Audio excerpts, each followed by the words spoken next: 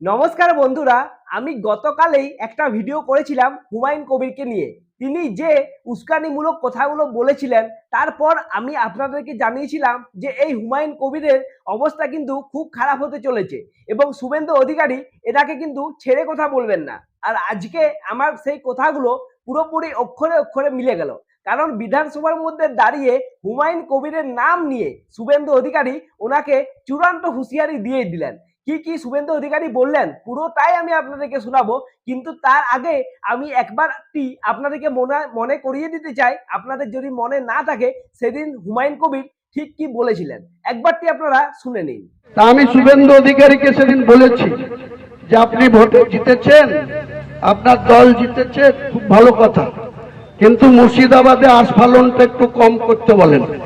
আমি যেদিন ময়দানে মুসলমানদের নিয়ে নেমে যাব না, সেদিন এমন ছাটা বাঁধা মাছ শুরু করব যে আপনাদের পতাকা বহন করার লোক থাকবে না। কেস, ওরকম কেস আমাদের বহুবার জেল খাটা আছে।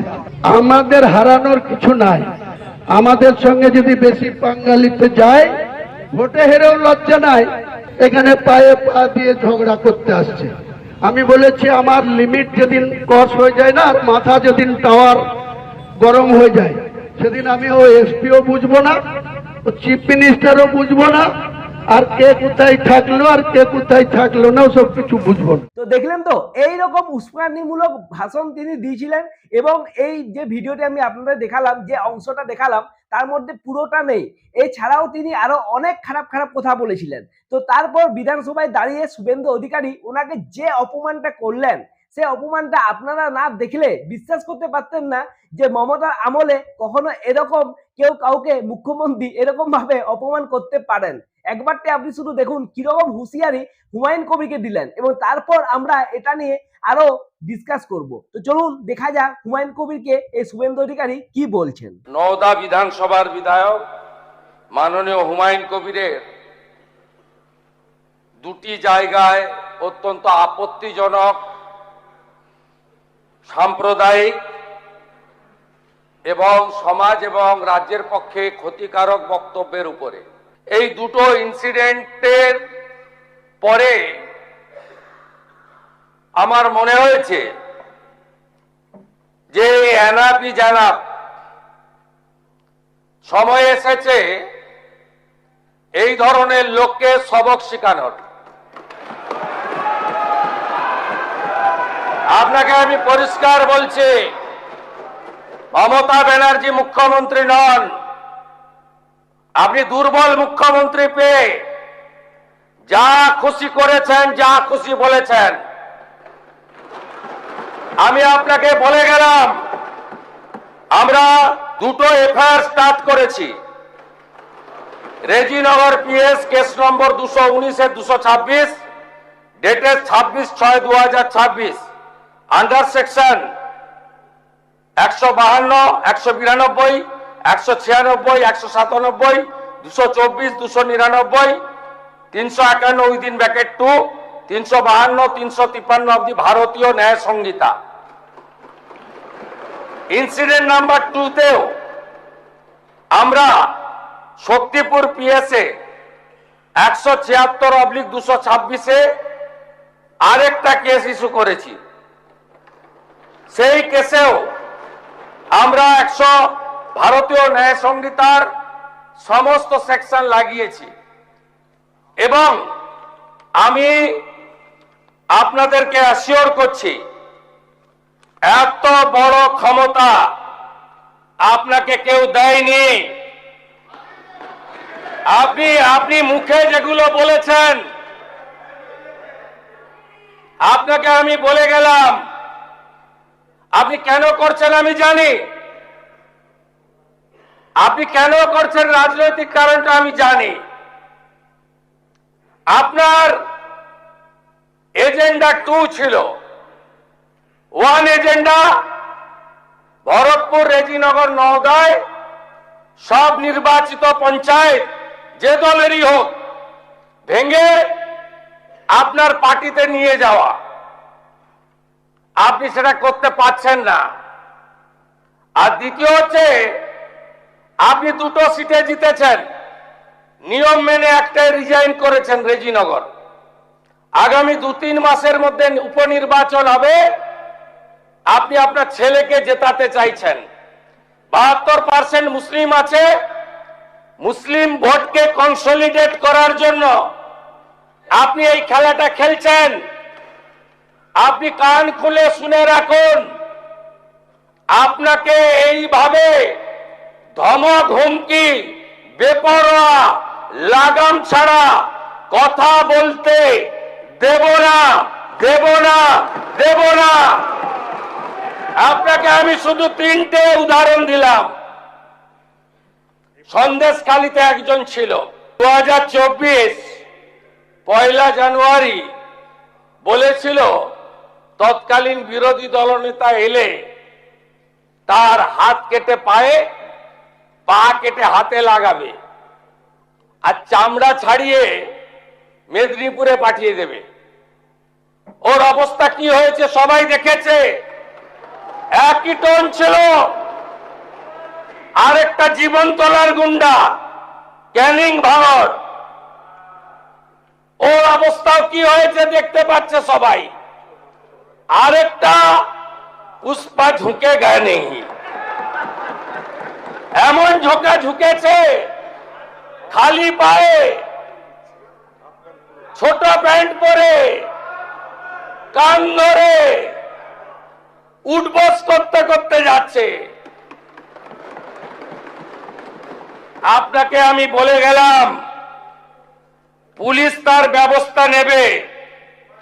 আর আমি 1 সপ্তাহ পরে মুর্শিদাবাদে যাচ্ছি। আমি প্রমাণ করে দেব ভারতবর্ষের সংবিধান, আইন শেষ কথা বলে, কোন বাপের আবাদ শেষ কথা বলে না। আপনাকে সংযত হওয়ার, সতর্ক হওয়ার, এই ধরনের কথা প্রত্যাহার করার এবং ভবিষ্যতে এই ধরনের কথা বলার আগে 25 বার ভাবার হুঁশিয়ারি দিয়ে আমি সবাইকে আশ্বস্ত করছি। আপনারা ভাবছেন কেস হয়েছে, অ্যাকশন কবে হবে? যারা ওকে ডেকেছিল এই সভাতে তাদেরকে আগে তুলব, তারপরে আপনার কাছে যাব। যা করার করব, আমি আশ্বস্ত করছি আপনাদের। আপনি ধরে রাখুন, এটা ওর শেষ বক্তব্য, ধরে রাখতে পারেন। এ সরকার আইনের শাসন প্রতিষ্ঠা করবে, গুন্ডাদের শাসন সমাপ্ত করবে, নিশ্চিন্ত থাকুন। সবাই ভালো থাকবেন, ধন্যবাদ। শুনলেন তো আপনারা সবাই, শুভেন্দু অধিকারী কেমন দিল সেটা প্রথম আপনারা বলুন। দেখুন, আমি কিন্তু প্রথম যে ভিডিওটা করেছিলাম এই হুমায়ুন কবিরের সেটা ভাঙা বক্তব্যটা নিয়ে, সেখানে আমি বলেছিলাম যে হুমায়ুন কবিরের এই বক্তব্যটা দেওয়ার পেছনে একটি রাজনৈতিক কারণ আছে। আমি সেদিন বলেছিলাম যে উনি ওনার ছেলেকে এই নির্বাচন যেটা হতে চলেছে উপনির্বাচন, সেখানে জেতাতে চায় এবং সেই জন্য তিনি মুসলিম ভোটটাকে একত্রিত করার জন্য এই সমস্ত বড় বড় কথাগুলো বলছেন, বড় বড় ডায়লগগুলো দিচ্ছেন। এবং সেখানে আমি আপনাদের বলেছিলাম, সেদিন ওই হুমায়ুন কবির বলেছিল না যে আমার শুভেন্দু অধিকারীর সাথে কথা হয়েছে, আমি তাকে বলে দিচ্ছি যে মুর্শিদাবাদে আস্ফালন যেন বেশি না দেখায়। আমি তখনই বলেছিলাম এগুলো সব হচ্ছে শুধু ভাওতাবাজি, মুসলিম দিকে ভাওতাবাজি দেওয়া হচ্ছে, কারণ উনার এত সাহস নেই শুভেন্দু অধিকারীকে এরকম কথা বলবেন। এবং সেটাই সত্যি প্রমাণিত হলো। আজ বিধানসভায় শুভেন্দু অধিকারী পুরো বক্তব্যটাই হুমায়ুন কবিরের বিধানসভায় পড়ে শোনালেন, তারপর ওনাকে এক হাত নিলেন এবং শুধু নিলেনই না, তিনি জানিয়ে দিলেন ওনার বিরুদ্ধে ইতিমধ্যেই 2টো এফআইআর হয়ে গেছে এবং ধরে রাখুন 11টার চেয়েও অনেক বেশি ধারা ওনার উপর লেগেছে। তো বুঝতেই পারছেন যে হুমায়ুন কবিরের ছাড় নেই এবং যাদের ডাকে তিনি গিয়েছিলেন সেখানে তাদেরও ছাড় নেই, সবাইকারই ব্যবস্থা হবে। এবং এইরকম বক্তব্য দেওয়ার আগে হুমায়ুন কবিরকে 25 বার ভাবতে হবে, সেটাও কিন্তু শুভেন্দু অধিকারী বলে দিলেন। আর তার সাথে সাথে তিনি এই কথাটা মনে করাতেও ছাড়লেন না যে সেই যে বলেছিল ঝুঁকেগা নেই পুষ্পা, তাছাড়া শেখ শাহজাহান ওনাদের মতো যে নেতারা ছিল তাদের কি হাল হয়েছে, সেই হাল কিন্তু হুমায়ুন কবিরেরও হতে পারে। এবং তারপরেই তারপরে হুমায়ুন কবিরকে যখন সাংবাদিকরা জিজ্ঞেস করলো যে আপনি এই সাংবাদিক এই বক্তব্য শুনে কি বলবেন, হুমায়ুন কবিরকে যে শুভেন্দু অধিকারী এসব কথাগুলো বললো তাতে আপনি কি বলবেন, তা শুনে সেই আগেকার দিনে যখন বাঘের মতো তিনি ছিলেন হুমায়ুন কবির, আজকে দেখলাম পুরো ভিজিবিল্লি হয়ে গেছে, ভেজা বিড়াল হয়ে গেছে। ঠিক আছে, কেন বলছি, কারণ সেই বক্তব্যটা একবার আপনারা শুনুন যে হুমায়ুন কবির সাংবাদিকের সামনে কি বলছেন। আমার ব্যক্তিগতভাবে বিজেপির বিরুদ্ধে কোনো বিষোদ্গার করা বা বিজেপির যে বর্তমান ক্ষমতাসীন দল সেই দলের বিরুদ্ধে আমার কোনো বক্তব্য নেই। এফআইআর আইনের পথে চলবে।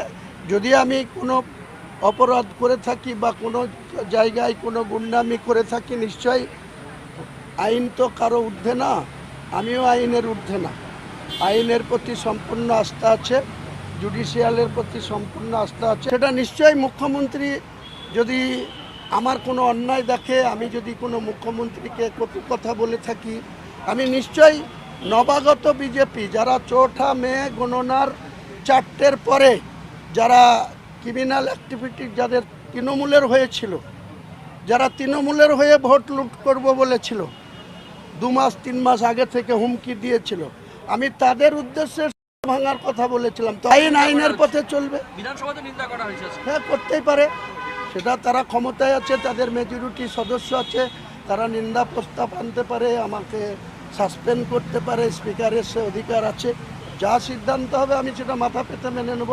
শুনলেন তো আপনারা, আপনার কি মনে হচ্ছে এটা সেই হুমায়ুন কবির যে হুমায়ুন কবির বলেছিল সাটা ভাঙা মার দেব, জেলে পুরে রেখে দিন, চিফ মিনিস্টারও কিছু করতে পারবেন না, সেই হুমায়ুন কবির এইরকম ভাবে ভেজা বিড়ালের মতো কথা বলছে।